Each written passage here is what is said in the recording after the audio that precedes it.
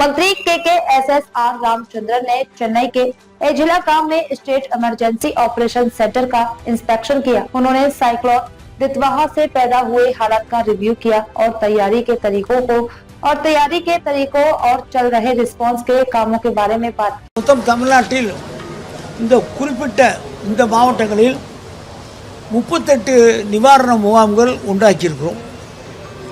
புதுக்கோட்டையில் 9, மயிலாடுதுறை 2, ராமநாதபுரத்தில் 2, திருவாரூர் 4, தஞ்சாவூர் 2, நாகப்பட்டினம் 10, ராணிப்பேட்டை 1, செங்கல்பட்டு 1, விழுப்புரம் 7.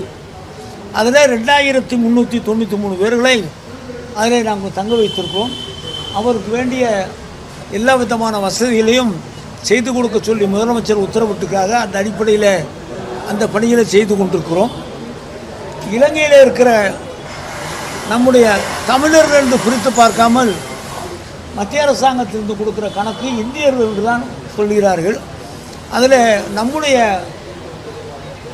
தமிழர்கள் எவ்வளவு இருக்கா என்பதெல்லாம் சரியான கணக்கிட்டு அதை அவர்களை இங்கே அழைத்து வருவதற்கு வேண்டிய வேலைகளை செய்கிறோம். இன்றைக்கு காலையில் ஏர்போர்ட் அங்கே கொஞ்சம் கிளியராக இருக்கிறது. பஸ் ஃப்ளைட்டு கிளம்பி திருப்பி நிற்கிறது. நம்முடைய இங்கே கிளைமேட் சரியில்லை இருக்கிறார்கள். அநேகமாக இன்றைக்கு இலங்கையில் இருக்கிற நம்முடைய ஆட்கள் இன்றைக்கு தமிழ்நாட்டுக்கு வரக்கூடிய வாய்ப்பு இன்றைக்கு இருக்கும் என்று நாம் எதிர்பார்ப்போம்.